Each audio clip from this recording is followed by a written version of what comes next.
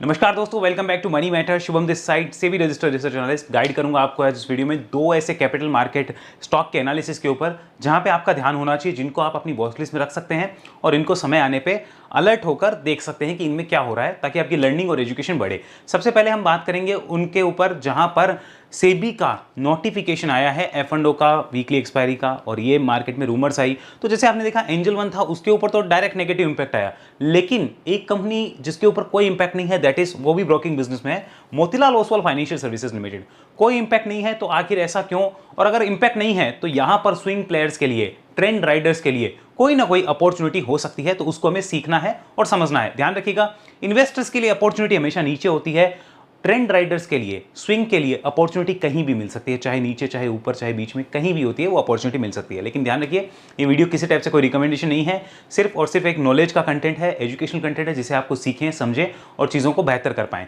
एक और चीज़, next week शायद मैं कम अवेलेबल रहूँ आपके सामने, और मैं वीडियो भी अभी कम ला रहा हूँ क्योंकि मेरे फैमिली में भी हेल्थ इशू और मेरा खुद का भी एक छोटा सा सर्जरी होना है, तो मेरा भी हेल्थ इश्यू भी चल रहा है। तो इसलिए मैं आपसे कहूंगा कि थोड़ा समय पेशेंस रखिएगा, मेरे वीडियोस कम आ सकते हैं। जो भी मैंने आपके साथ शेयर किया अभी तक, उसको एक बार स्टोर करके रखिए, वॉच लिस्ट बना के रखिए, आपको शायद कुछ अच्छा उससे मिलेगा और आपको भी पता चलेगा कि वो कितना इंपॉर्टेंट है। जैसे हमारा स्टॉक ऑफ द वीक था, उसमें आपने देखा होगा, अगर आपने सेकंड चैनल हमारा नहीं देखा है, द बुल रन स्टॉक्स, यहाँ पे मैं लगा देता हूँ, आपको नीचे लिंक भी मिल जाएगा। The bull run stocks YouTube पे जाके सर्च करिए, वहाँ हर हफ्ते जो मैं आपको स्विंग के लिए वॉच लिस्ट देता हूँ, उसको जरा एक बार देखिए, वॉच करिए, क्या क्या ज़बरदस्त चीज़ें आती हैं वहाँ पे, आपकी लर्निंग बढ़ेगी। इस हफ्ते ला पाऊंगा नहीं ला पाऊंगा मुझे नहीं पता, क्योंकि जैसे ही डॉक्टर के अपॉइंटमेंट होगा उसके अकॉर्डिंग मुझे भी चीज़ें डील करनी है, but I will try my best. आइए सबसे पहले यहाँ पे आते हैं, नंबर वन, यहाँ बात करते हैं मोतीलाल ओसवाल के ऊपर। तो अगर आप ध्यान से इस चार्ट को देखेंगे, यू कैन सी, पहले इसकी हिस्ट्री देख लीजिए।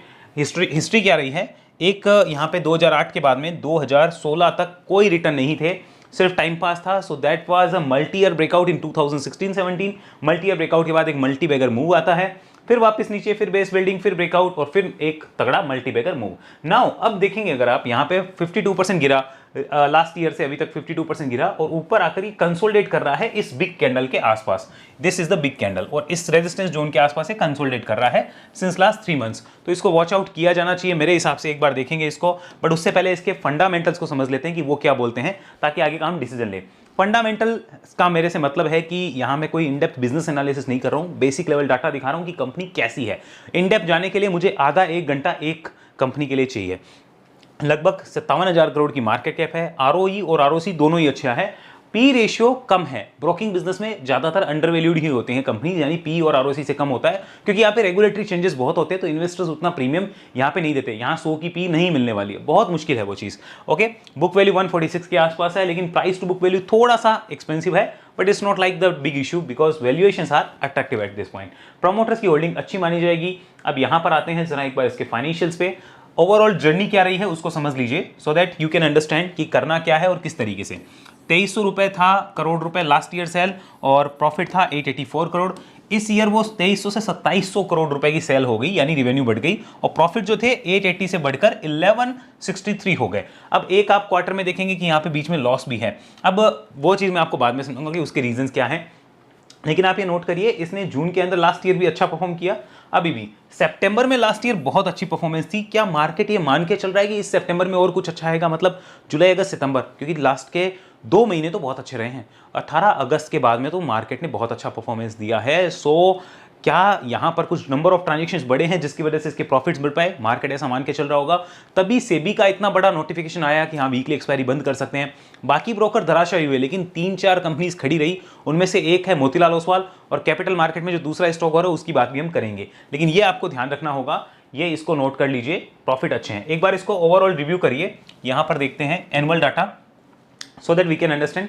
एनुअली अगर देखा जाए तो ट्रेलिंग 12 मंथ में हाईएस्ट एवर जो है वो रेवेन्यू चल रही है।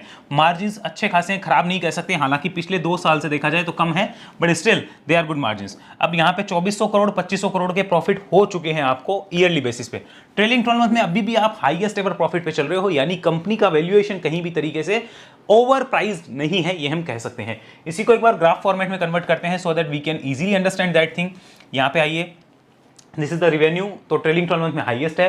This is the net profit, this is highest ever in the trailing 12 month. Now come back to the EBITDA, EBITDA भी हाईएस्ट है। Now come to the OPM, OPM अभी देखा जाए तो कम है, फिर भी आपका प्रॉफिट अच्छा आ रहा है। सपोज करो अगर ओपीएम बढ़ गया तो प्रॉफिट कहाँ जाएगा। ये होता है मार्केट में एनालिसिस करना और उसको एनालाइज करना कि प्रीमियमाइजेशन कैसे होगा, इसको प्रीमियम कैसे दिया जाएगा। तो यानी कि मार्केट जो चीज़ें देख रहा है शायद हम वो नहीं देख पा रहे हैं। दैट्स वाई मैं इसलिए कहता हूँ कि एक बार चार्ट देखना बहुत जरूरी है उसके लिए। क्वार्टरली डाटा पे आइए। हाईएस्ट एवर अगर क्वार्टर देखा जाए प्रॉफिट के टर्म्स में तो अभी आया है जो आपको यहाँ पे दिख रहा होगा 1100 करोड़ 1160 करोड़ के आसपास। अगर इबिटा के टर्म्स पे देखा जाए तो आपको दिखेगा कि ये हाईएस्ट एवर क्वार्टर जो था लास्ट ईयर सितंबर में था 1800 करोड़ के ऊपर, वो इबिटा का हाईएस्ट एवर क्वार्टर था। अगर इबिटा इस साल उससे अच्छा है तो things will be changing very soon, आपको पता है उस चीज का। रिवेन्यू के ऊपर जाते हैं तो रिवेन्यू भी हाईएस्ट एवर जो लास्ट ईयर सितंबर की थी वो है। क्या इस साल वो और बढ़ने वाली है, कुछ होने वाला है, वी नीड टू एनालाइज। अब ये जो क्वार्टर हम देख रहे हैं मार्च वाला, जनवरी फरवरी मार्च का, हर ब्रोकिंग बिजनेस के लिए वो खराब ही था।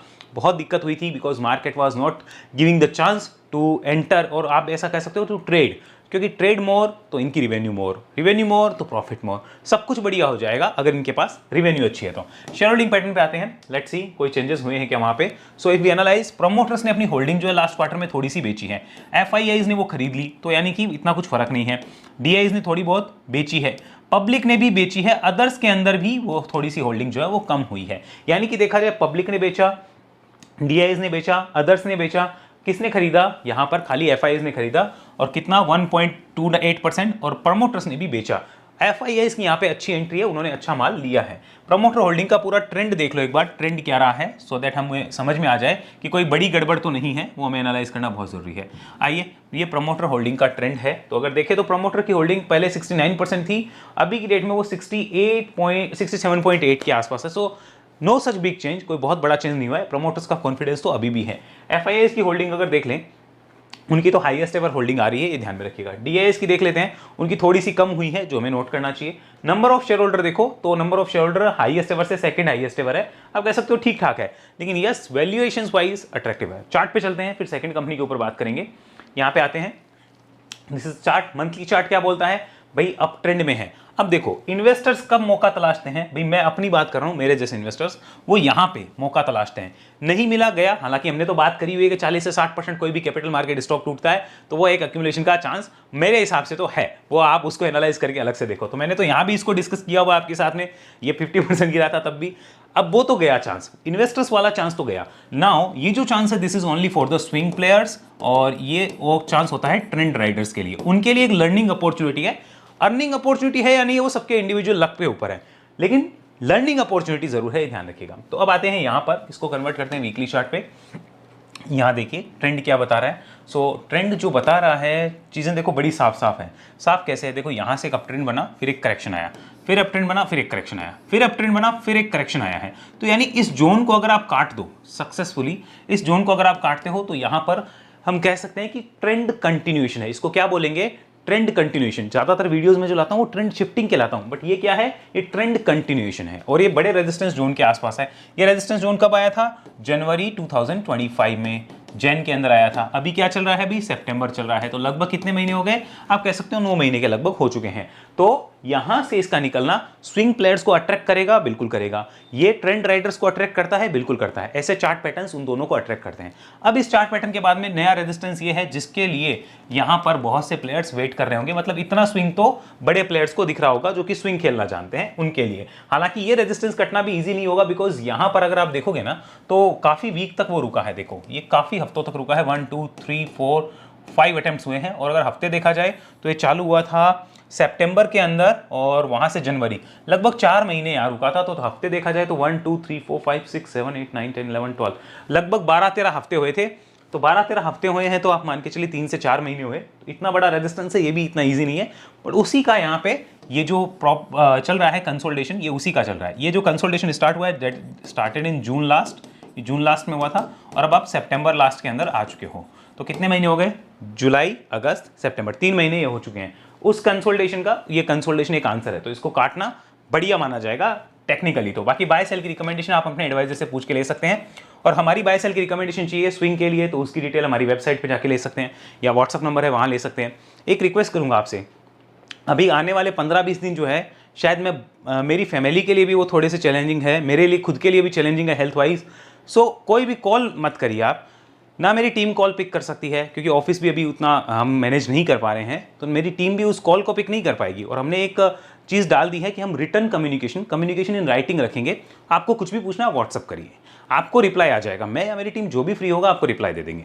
लेकिन हमारे कोई भी कॉलिंग लाइंस जो है वो क्लियर क्लोज है। कॉलिंग तभी अवेलेबल है जब आपको बोला गया है कि आपका कॉल अरेंज करवाना है तो बताइए, अगर उस टाइम पे होगा तो ही संभव होगा। क्योंकि बहुत से लोग हैं ना हमारे ऊपर वो फेक चीज़ें भी लगाते हैं कि आपके स्टाफ ने बोला था कि इतना अच्छा मिल जाएगा, ये हो जाएगा। नहीं, ऐसा कुछ नहीं है। हमने हमारे स्टाफ को भी इंस्ट्रक्शन दे रखे हैं, जो भी बात करनी है किसी भी जनरल पब्लिक के साथ वो राइटिंग में होगी, और वो राइटिंग होगी व्हाट्सअप मैसेज। आप जो भी बात करेंगे फिर वहाँ पे दिखाइए कि किसी ने आपको क्या कुछ बोला है या नहीं बोला है, क्योंकि हम बहुत चीज़ों को क्लियर रखते हैं इसलिए। ठीक है, तो ये आपसे रिक्वेस्ट रहेगा कि कॉलिंग के ऊपर फोकस मत करिए, हमारे नंबर का मिसयूज़ मत करिए, सिर्फ आप वहाँ पे व्हाट्सअप करिए, आपको हमारी टीम बता देगी जो भी करना होगा आप पूछना चाहें, ताकि कम्युनिकेशन इन राइटिंग रहे। मैं भी उसको मेक श्योर करना चाहता हूँ।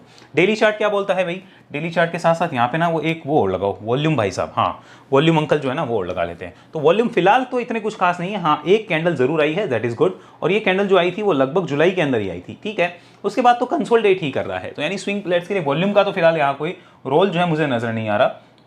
यहाँ पे आते हैं, एक बार इसको ओपन करते हैं और वॉल्यूम को कर दिया हाइड, हाँ आ जाइए। तो ये एक चीज़ जो डेली चार्ट पे भी दिख रही है वो क्या सजेस्ट करती है, this is just a trend continuation. बढ़िया बात है। अब ये ट्रेंड कंटिन्यूएशन सक्सेस है इस लोन के ऊपर। अगर ये स्टॉक ऐसे आ रहा है तो इसका कोई रोल नहीं है, क्योंकि हमें इसके ऊपर रिव्यू करना है। ऊपर क्या होगा, रिव्यू करेंगे। ओके, मतलब हमारा वॉच लिस्ट में स्टॉक आ चुका है, हम इसको इस पॉइंट के ऊपर क्या करेंगे, अलर्ट लगा देंगे, अलर्ट लगा दिए। ओके, इस पॉइंट के ऊपर हम अलर्ट लगा देंगे।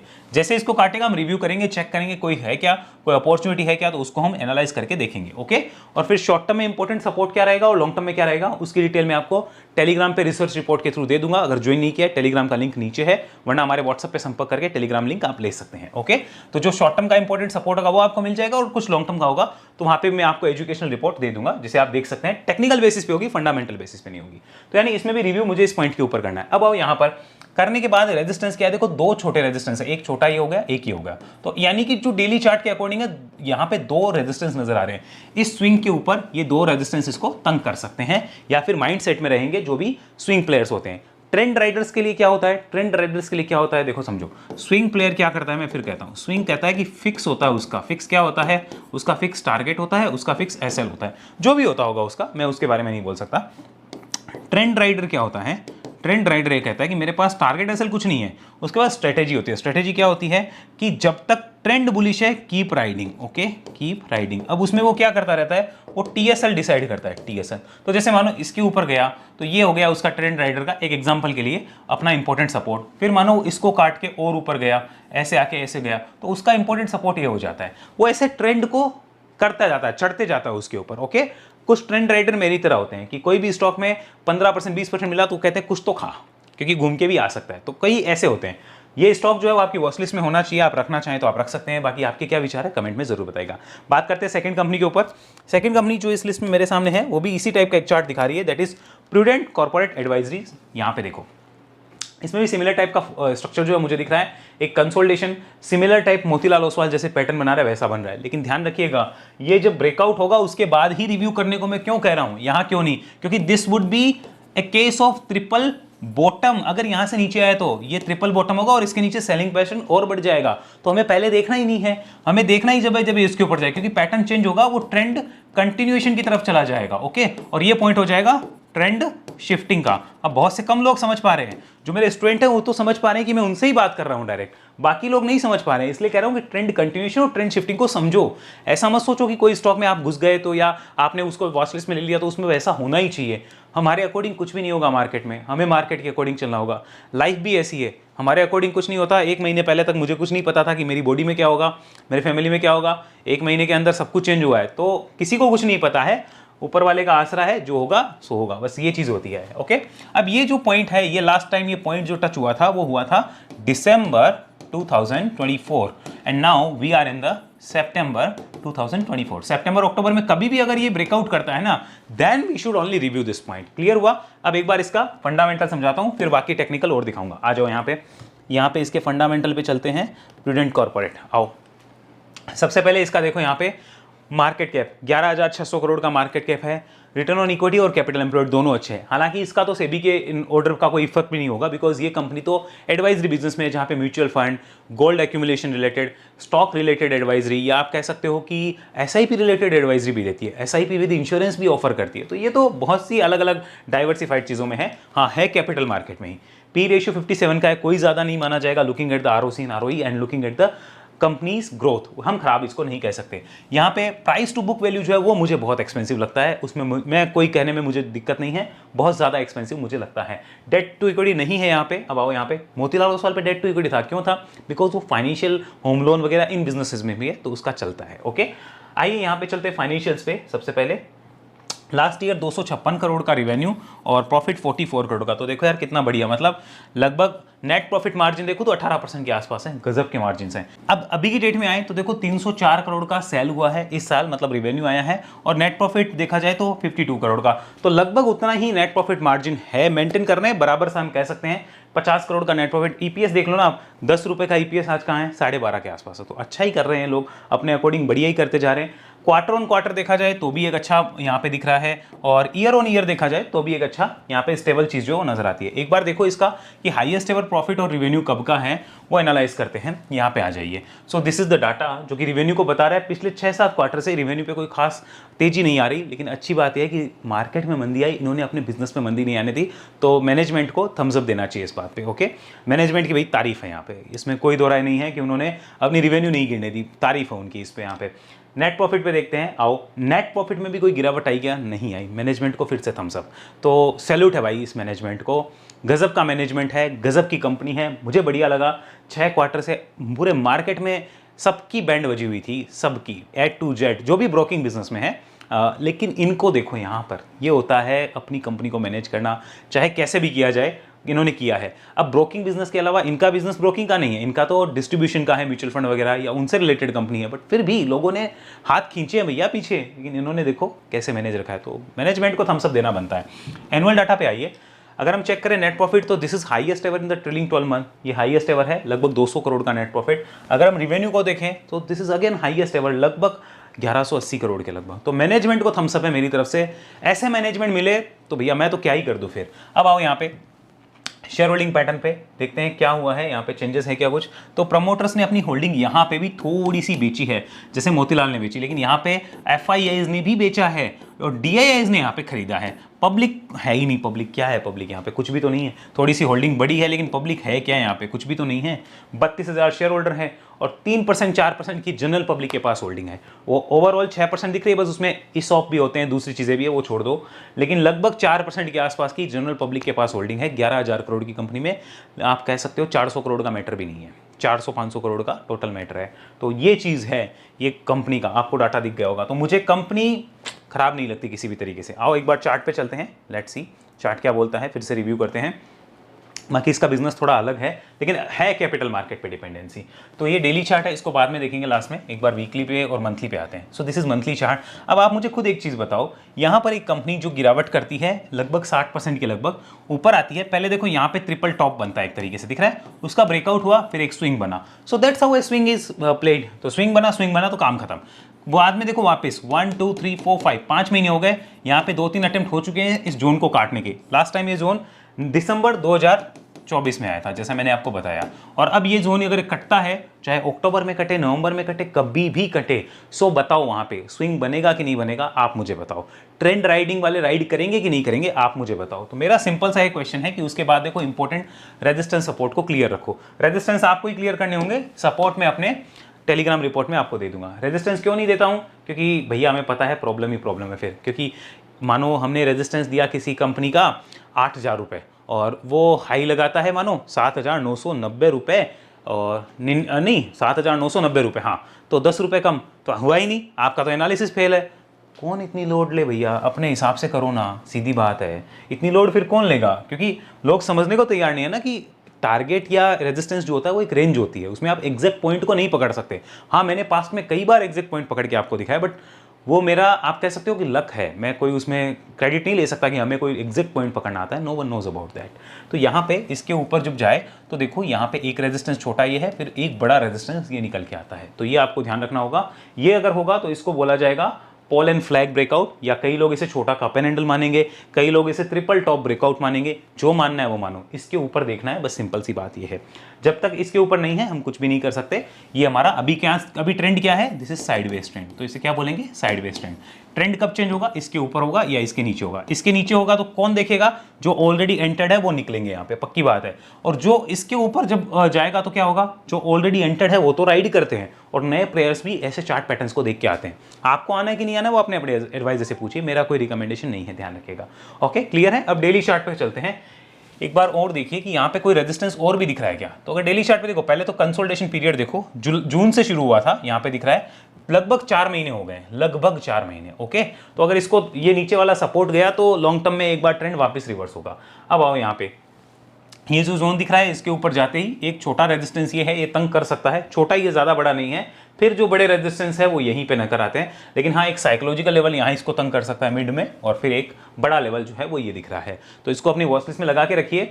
ऊपर निकलता है इस पॉइंट से तो एक शॉर्ट टर्म में इंपॉर्टेंट सपोर्ट हमें क्लियर करना होगा, वो एरिया मैं रिपोर्ट में आपको दे दूंगा। हालांकि मैं ऐसे ही बता देता हूँ, वो एरिया ये होना चाहिए। ओके, ये वाला क्यों होना चाहिए, पीछे देखो यही पॉइंट रेजिस्टेंस था, ये देखो यही पॉइंट एक बड़ा रेजिस्टेंस था, वहां पे देख लो, और यही पॉइंट इस जोन के ऊपर एक बड़ा सपोर्ट बनेगा फॉर द शॉर्ट टर्म, ये ध्यान रखना। सो आई होप आपको दोनों कंपनीज का एनालिसिस समझ आया है। दोनों को अपनी वॉच लिस्ट में रखिए, कोई रिकमेंडेशन नहीं है, लेकिन वॉच लिस्ट में जरूर लगाइए। हो सकता है इनको मैं ही अपनी सर्विसेज में आगे शेयर करूं जब भी वॉच लिस्ट अलर्ट दे, तो प्लीज़ आप यहाँ पे बाय सेल करने से पहले अपने एडवाइस से जरूर बात करिए। ये वीडियो सिर्फ आपकी लर्निंग के लिए था। ऐसी एनालिसिस अगर आप सीखना चाहते हैं तो वेब एनालिसिस में आ सकते हैं, उसके लिए आप इस नंबर पर संपर्क करिए, व्हाट्सअप करिए, और हमारी टीम आपको डिटेल भेज देगी। कॉल अरेंज कराने की जरूरत हुई तो डेफिनेटली होगा, क्योंकि वेब एनालिसिस में जो भी ज्वाइन करता है उससे पहले मेरी बात होगी, उसके बाद ही हम ज्वाइन करवाते हैं। और रही बात हमारी सेबी रजिस्टर्ड आरए सर्विसेज की, अगर वो आप वो लेना चाहते हैं, हम उसके लिए कोई कॉलिंग लाइन नहीं है, सारा कम्युनिकेशन राइटिंग में होता है। उसके लिए आप व्हाट्सअप करिए या वेबसाइट को विजिट करिए, सारा कम्युनिकेशन राइटिंग में होगा, आपको जो पूछना आप वहाँ पूछ सकते हैं, और उसके अकॉर्डिंग फिर आप चीज़ों को देख सकते हैं और ज्वाइन करना चाहें कर सकते हैं। हमारी इन्वेस्टमेंट एंड वेल्थ सर्विस जो है उसकी कॉस्टिंग आज रात 12 बजे से बढ़ जाएगी, ज्वाइन करना चाहें आप कर सकते हैं, यू आर मोस्ट वेलकम। मैं सिर्फ इतना बता दूं, मेरा जो फोकस है वो ऑटो कंपोनेंट कंपनीज पे पीछे काफ़ी समय से है और अभी भी है, और आने वाले टाइम में शायद auto, pharma, heavy engineering equipment जो कि क्रेन व्रेन उठाती है ना वो कंपनियां, उनके ऊपर, और कुछ एक नई चीज़ें और है उनको मैं देख रहा हूँ। डाटा सेंटर, सेमीकंडक्टर को मैं नहीं देख रहा हूँ, फॉर द इन्वेस्टिंग स्विंग के लिए देख रहा हूँ, क्योंकि वो अभी हाइप पे है भैया, उनका बाद में समझ आएगा, अभी नहीं आएगा, अभी कुछ नहीं करने का, बाद में पता चल जाएगा। ओके, तो अगर बाकी कोई जानकारी चाहिए हमारी सर्विस के रिगार्डिंग तो नंबर पर संपर्क करिएगा। अगले वीडियो मिलते हैं, तब तक के लिए धन्यवाद। जय हिंद, जय भारत।